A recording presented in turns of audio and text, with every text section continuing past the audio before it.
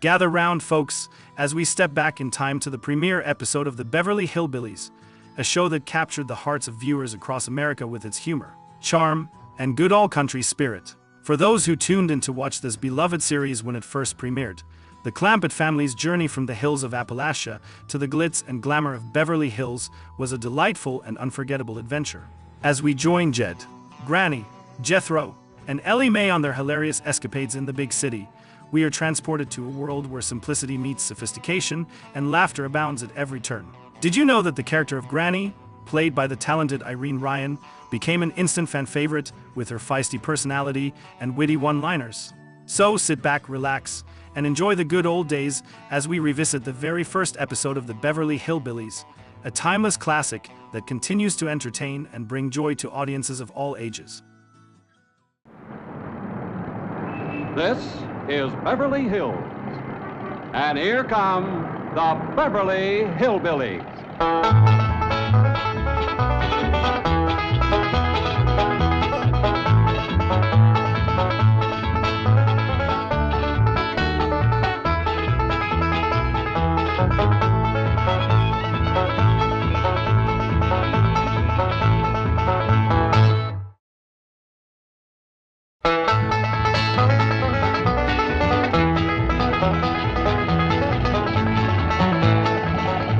Come on, let's find that house we bought.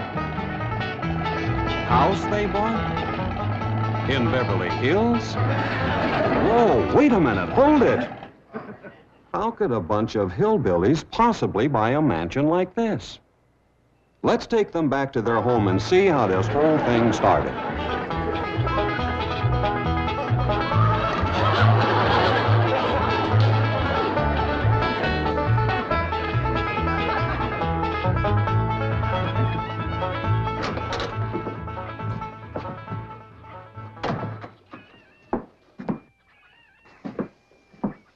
Jed, you gotta do something about that young'un of yourn. How'd that happen? Fighting with a bobcat. Get hurt? I reckon so. It went limping off on 3 legs. I swear I don't know what I'm gonna do about that girl. Well, the first thing to do is to get her into a dress. She's getting too big to be wearing man's duds. Looky here. She's done popped the buttons off of her shirt again. Well, Ellie Mae carries herself proud, with her shoulders throwed back. It ain't her shoulders that's popping these buttons. Fully growed up, rounded out female woman. Time she started acting like one. Well, one of these days, some boy will come along and start courting her. They came courting when she was 12. What did she do? She whopped the tar out of them. Well, it ain't fitting. Girl running around as wild as a cougar, wrestling, fighting, and hunting. She ought to be doing woman's work. Helping me with the steel. Yeah, well, I'll speak to her. Oh, that reminds me. Better go down and stomp out the fire under that mess. Hold on now, Granny. You ain't gonna stomp out no fire like that, are you? Huh? Oh, of course not. Don't want to burn my shoes. Huh? Granny! Somebody open the door! Howdy, Paul. What you got there? Stranger? Where'd you get him? I beat him with a rock. For? He was skulking around down by the slough. Figured he might be a revenuer. He ain't no revenuer. Then can I keep him? Of course not. Well, I caught him. Don't matter. Well, he won't be no trouble. I could keep him out in the smokehouse. Ellie Mae, you can't keep people like they were dogs and cats. Ooh! Ooh! Ooh! Ow! Ooh, that hurts!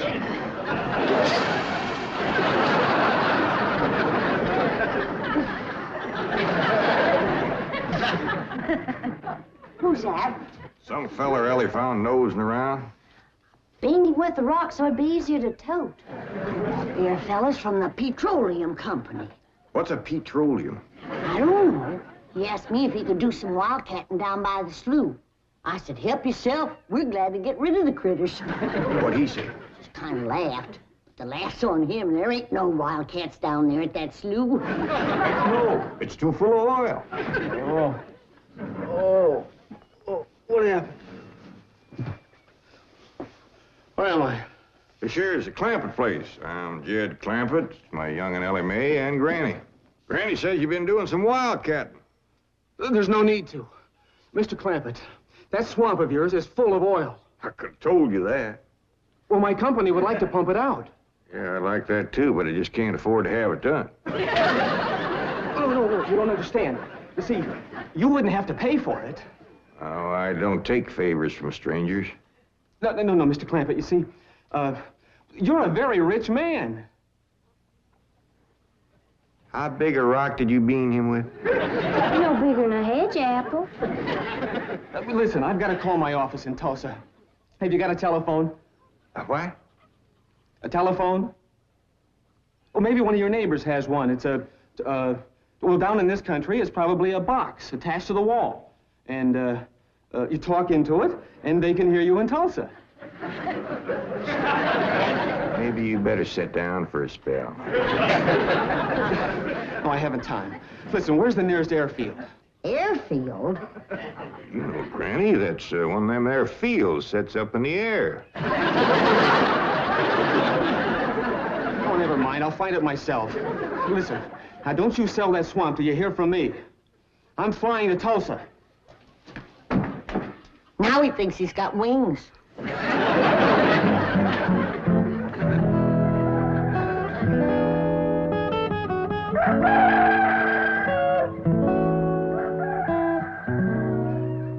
Morning, Granny. Watch them buttons, child. Granny! Them pigs of yours got into the corn. Did they drink much? I reckon they did. This here little fella was kicking blue blazes out of the mule. That's the trouble with razorbacks. They such a mean drunk.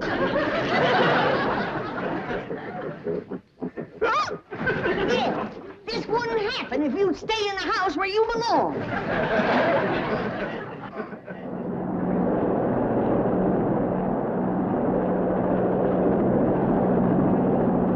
There it is, Mr. Brewster. On the tests and surveys, I'd say that's going to be one of the richest pools since East Texas. News like this is bound to get out. Let's go down and get Clampett's name on a deal. Where's the gun? Where's the gun? Oh, there. What's the matter? You want to see what just flew over Blueberry Ridge? What? The dad-blamedest biggest bird you ever laid eyes on. Probably just an overgrown chicken hawk. Chicken hawk, nothing. That thing could make off with a hog. Hurry up, put that gun together. No room to land near the cabin, Mr. Brewster. It's too rocky and hilly. Then let's get the sling ready to be lowered. Well, Mr. Brewster, that might be dangerous. Hang the danger. We're going to be the first oil company down there if it kills you. Me? Don't worry. If it's safe, I'll follow you.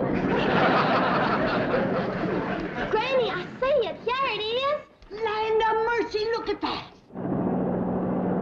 What you doing, Granny? That thing's only got one claw, but danged if it ain't grabbed up a man. Hurry, Pa, it's my stranger. Where is it? Just flew over the house. I'll get it on t'other side.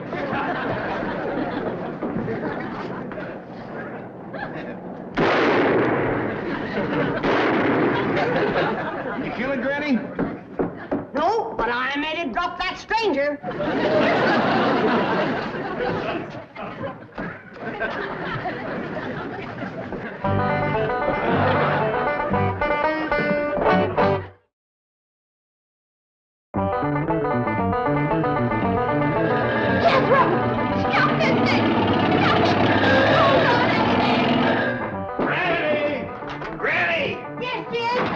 Granny, grab a hold of something and hang on. Cousin Pearl and that overgrown son of hers is headed right for the cabin in that old truck. Heaven protect us.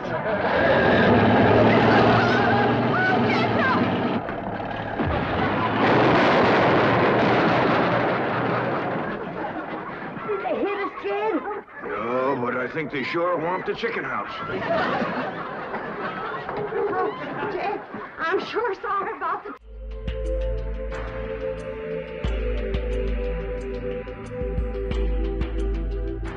chicken house, but nobody got hurt.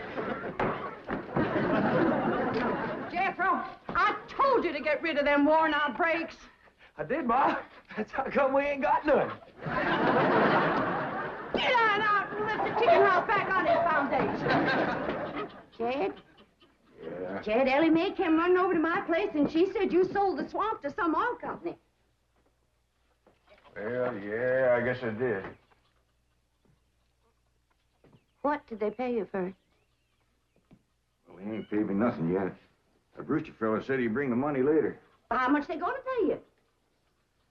Well, he said I'd depend some on how much oil they could pump out. Well, he must have mentioned some figure. What was it? Now, Pearl, you know that old swamp weren't worth shucks. Jed Clampett, you got slickered and you're ashamed to admit it. That's just what I told you. Granny, how much they gonna pay him? All right, I'll tell you. He said it runs somewhere between 25 and 100. 25 and 100? I know it don't sound like much, but Mr. Brewster seemed to set great store by the fact he's going to pay me in some new kind of dollar. There ain't no new kind of dollars. Well, it's new to me. I've heard of gold dollars, silver dollars, paper dollars, but he says he's going to pay me in, what do you call them, Granny? $1 million. Yeah, that's it. $1 million? He wrote the whole thing out on this piece of paper. Here, you can see for yourself. I don't know nothing about that kind of stuff. Let's see here now. Thanks in heaven. Granny, give me the jug. It's empty, but I'll fetch some. I'll go, Granny. Jed, you're a millionaire. A millionaire. Yeah, that's what that Brewster fella kept calling me. I didn't know just how to take it. He meant you're rich. Me? The richest man in these hills. Maybe in the whole state. Oh, Jed, you can have anything you want. Do anything you want. Go any place you want. Yeah, that's another thing he kept saying. He said he reckoned I'd be moving away from here soon. What do you think, Pearl? You think I ought to move? Jed, how can you even ask? Look around you. You're 8 miles from your nearest neighbor. You're overrun with skunks, possums, coyotes, bobcats. You use kerosene lamps for light. You cook on a wood stove, summer and winter. You're drinking homemade moonshine, washing with homemade lye soap. And your bathroom is 50 feet from the house, and you ask, should you move? Yeah, I reckon you're right. Man, be a dang fool to leave all this.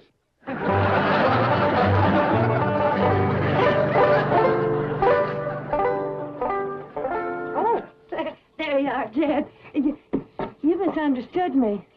I meant you should move away. And you know where I'd go if I was you? Where? California. California? Yes, sir. Beverly Hills, California. Jed, remember the time that your pa took us to Eureka Springs to see the movie picture? Yeah. Well, the actors that make them movie pictures live in Beverly Hills. Go on. Yes, sir. Well, doggies. Ain't that be something? Living in the same neck of the woods with old Tom me. It sure would. And we could come visit you. You know what else they say about California? What? It don't get cold out there. What don't get cold out there? Nothing don't get cold out there. They don't have no snow or no ice. Can't they bring some in? They don't want it. That's why'd be so good for Granny. Remember last winter when she slipped on the ice and broke her hip? Yeah, poor old woman. She was limping for 2 days. Well, that couldn't happen in California because they don't have no ice. How come? I don't know how come. But Granny'd sure like it, and we could visit you.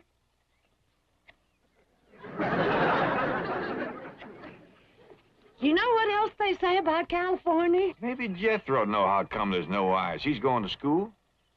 We could ask him. Jethro! Yeah, Ma. Come on over here. Speaking of school, Ellie Mae could get herself a fine education out there in Beverly Hills. Yeah, Ma? Your rich uncle's got a question he'd like to ask you. What rich uncle, Ma? Your rich Uncle Jade. Jethro, how come there's no ice in California? Don't look at me. I didn't take it. You big dumb. Well, I didn't, Ma. Oh, get out of here. Well, you always... I didn't mean... I was saying, Jed, folks claim California's got it all beat. Why, things grow twice as big out there. Jethro would be a whopper, wouldn't he? He could help you move. He's awful handy at lifting and toting, and he could drive you out in my truck. I tell you what, Pearl. I'm going to have to study on this. When that Brewster fella comes back, I'll ask him what he thinks. Well, your cousin is right about that, Mr. Clampett.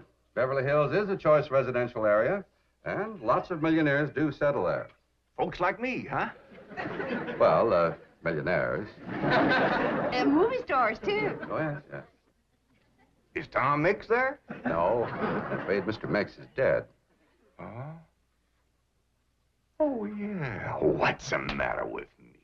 Remember, Pearl, he got shot at the end of that picture. Well, there are plenty other movie stars, and that's where Jed wants to live. Ain't it, Jed? I do like the notion of living in the hills. Never could stand flat country. Mr. Clampett, I think it only fair. That is, well, I think you may have a wrong idea about Beverly Hills. Is that where you live? No, my home is in Tulsa. Well, say, maybe you could get us a place there in your neighborhood. Mr. Clampett, let's not beat around the bush. You will love Beverly Hills. Then that's it. Can you steer Jed onto a good place? No, I can get the bank out there to handle it for him. He'd like a nice big place with plenty of room for his kinfolk to visit him. I would like a nice, roomy place if I could afford it. Oh, Mr. Clampett, with your money, you can afford the Taj Mahal. Okay, I'll take it. Well, no, you see, I was just making a little joke. Oh, well, go right ahead.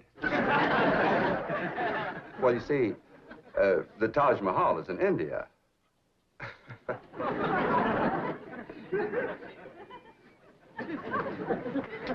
Mr. Brewster, you're a nice fella, but I've heard better jokes. Is the foreigner staying to supper? I'm ashamed to say I ain't asked him. How about it? Oh, I don't think so. Oh, no trouble. What you cooking tonight, Granny? Mustard greens and possum innards. Mm-hmm. Did you hear that, Mr. Brewster? Very clearly. Want to change your mind? Not this time. Well, if you should happen to come back tomorrow, we'll be having leftovers. That's the thing about possum innards. He's just as good the second day.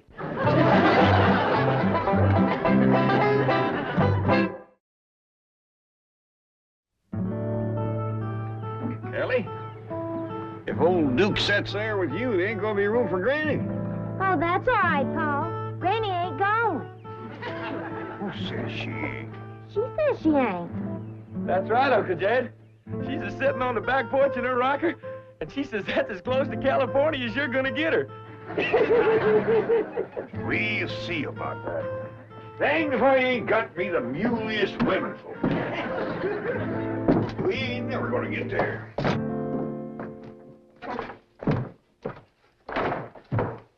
Now, what's all this nonsense about you ain't going to California? Ain't no nonsense to it. If the good Lord had wanted me in California, he'd have put me in California. Maybe he's just getting around to it. The book says he moves in mysterious ways. Well, if he moves me, I'll go. But you and Big Jethro ain't a budging me. Granny, this here Beverly Hills sounds like the kind of place you'd like. That Brewster fella says they got smogs out there. What's a smog? Well, me and Jethro figured out that's a small hog. And you heard what Pearl said. It ain't got no snow out there. You could run your still year-round. Run it the year round here. Yeah, but walking down through the snow to the still always makes you feel so miserable. I might feel miserable walking down, but the way I feels coming back makes up for it. Damn it, friend. We've been planning and talking about this trip for days. You never said you wouldn't go. Never said I wouldn't either. But that Brewster feller has bought us a house in them Beverly Hills. He sent our $25 million to the bank out there. Well, you just chase on out after it. I'm staying right here. And I ain't afeard neither. Granny, I ain't leaving you here alone. And I ain't a budging out of this rocker.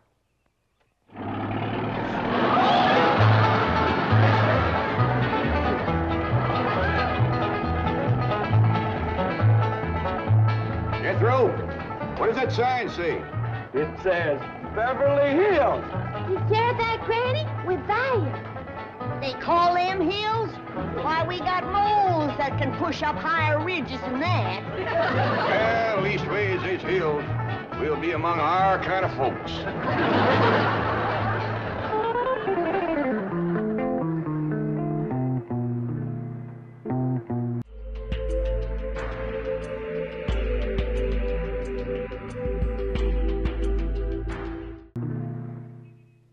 This deposit of $25 million to the account of J.D. Clampett.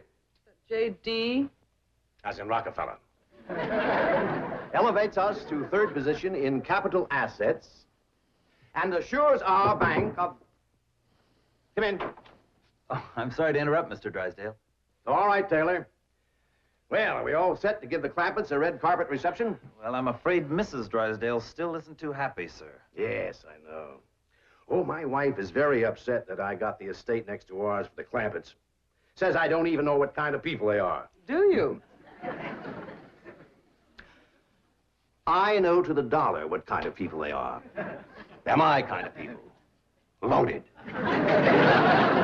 Taylor, have the gardeners got the grounds in order? Yes, sir. But I'm afraid that's another thing your wife is upset about. Oh? Well, you see, your gardeners have been working on their lawn all week. Why, they've mowed it, trimmed it, fed it, clipped it. I don't care if they lather it and shave it. This is the most beautiful mansion in Beverly Hills. I want every square inch of ground within those walls in apple pie... Oh. Yes? Oh, hello, Margaret. No, dear, I'm very What? Oh, good heavens, did you call the police? I'll be right there. What happened? The Clampett estate is being invaded by a band of outlaws. Invaded? Yes, they're holding the gardeners at gunpoint.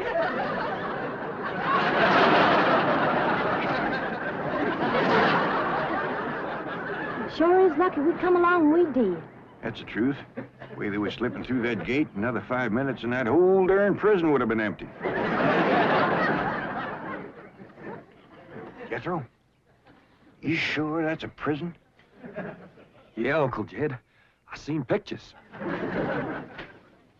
Only thing is, how come there ain't no guards on them walls?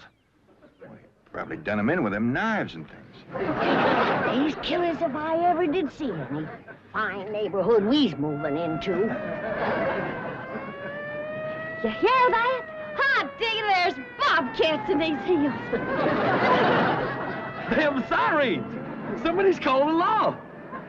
I reckon they's gonna be mighty grateful for what we done. Folks out here has got a strange way of showing they're grateful. You've locked up one of the richest men in the country. Mr. Clampett, I don't know how to apologize. I'm deeply humiliated.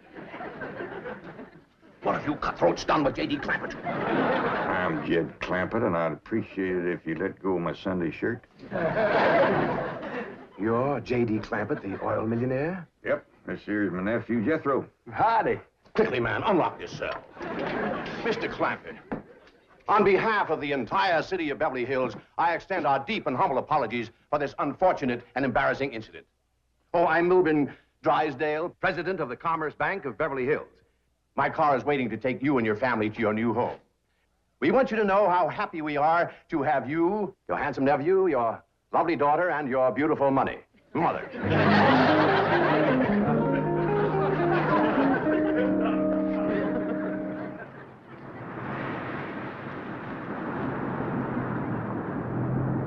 a minute! Stop this car! Mr. Drysdale, you tricked us. You just took us out of jail so you could bring us back up here to prison. Head for the hills, everybody! Oh, wait! Come back! It's not a prison, it's your home! Now, wait! Mr. Clampett! Listen to me! Wait! Come back! Friendly!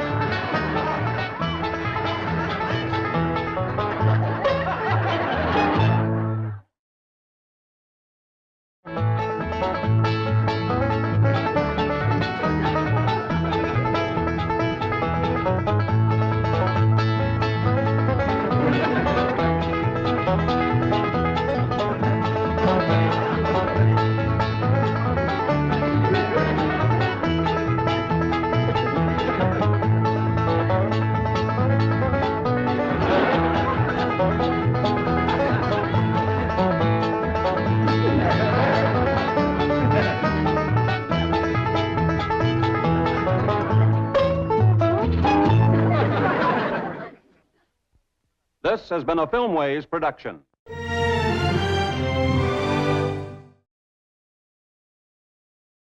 Welcome back. We hope you enjoyed that episode of the Beverly Hillbillies.